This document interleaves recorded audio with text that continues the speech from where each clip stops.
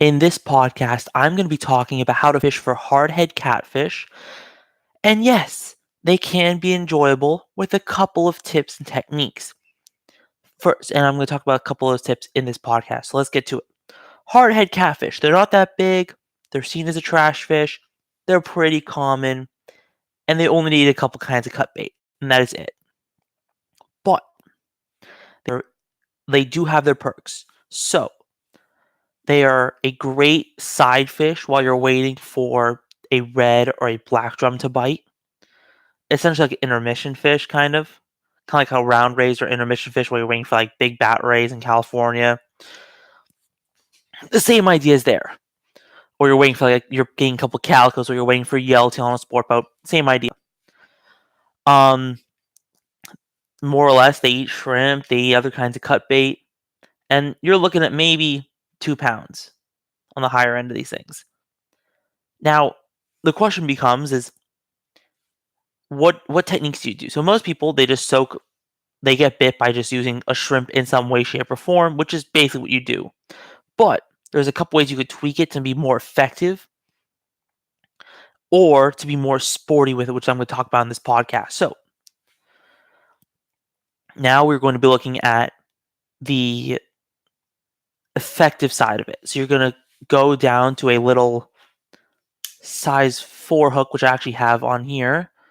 Little size 4, size 6 hook, which may seem tiny, but with just a little piece of shrimp, is super easy for them to eat and pick up with no problem. And also you get smaller things you can use for bait too, like whiting and perch on a hook like that. I showed up right here. And you're essentially going to make a bottom rig.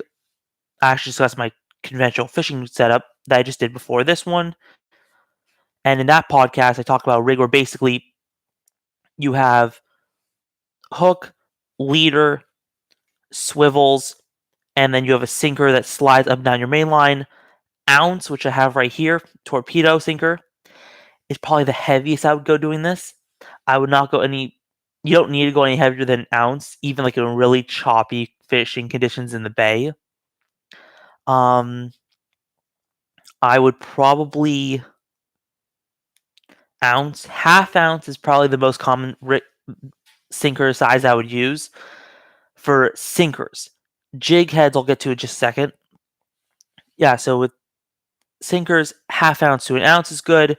Basic bottom rig, and you're good to go. Little piece of shrimp, and just let them eat on a slack line, feel for a bite, and that's basically you fish for them. Just soaking for a hardhead. But when it comes to, there's a way you can catch them on lures. So I'll explain right here. You get a bucktail jig, quarter ounce, eighth ounce, somewhere in there. Half ounce starts to feel too wacky, too heavy on the gear, which is essentially this lighter bass gear, 10, 12 pound test, 15 pound if you feel a little bit heavy or you're going a little bit heavy on it. So 10 to 15 pound test, half ounce on lighter bass rod kind of feels weird. So with that in mind, with the half ounce there, so with quarter ounce jig, you're essentially going to get your bucktail and you're going to just thread a little bit of shrimp on the back of it. Excuse me. And this technique can work for any kind of, so anything that would eat a shrimp. So redfish, black drum. What else have I got? Just hardheads, gaff tops, that kind of deal. And with that in mind, you don't need a whole shrimp. You just need about a third of a shrimp, pin on the back, and just let it bounce it off the bottom. And you get bit doing that as well. And you get some nice, and you usually catch better quality hardheads too, honestly. So now you're catching them on bottom bouncing lures. You're not getting them on top waters. It's not going to be like a speckled trout, but you're getting them on bucktail jigs, which is better than just sitting there with a piece of bait. So that is not a bad idea. It's also a great way to just practice fishing bucktail jigs because you're learning to fish them with a fish that will constantly bite at them. So it's a great way to just practice using a bucktail jig.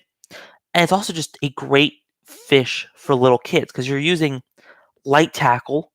You're not using stuff that will feel heavy in their hands.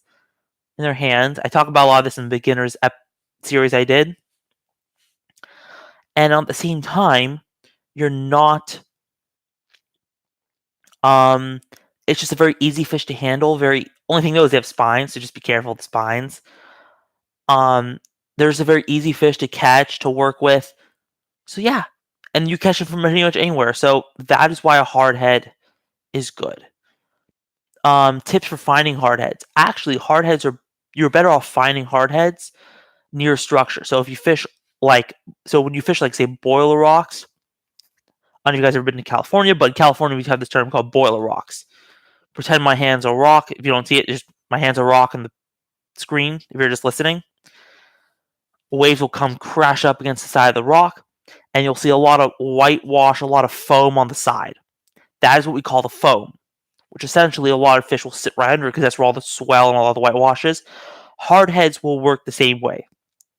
I seem to now get more bites when I pitch a piece of cut bait in the foam than I do anywhere else. And you'll catch your reds doing this too. I caught a couple reds pitching a dropper loop with a little piece of shrimp in that same exact setup.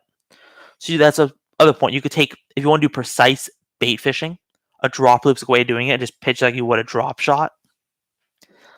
And there you have it. A couple different ways to fish for your hardheads. And yeah, basic bass tackle. If you like this kind of stuff, like, comment, subscribe. Leave a comment. If there's another kind of trash fish you want me to do a podcast on, let me know. A bat ray, shoving those guitar fish, pick something, and I'll get to it. All right, guys, take care. Good fishing.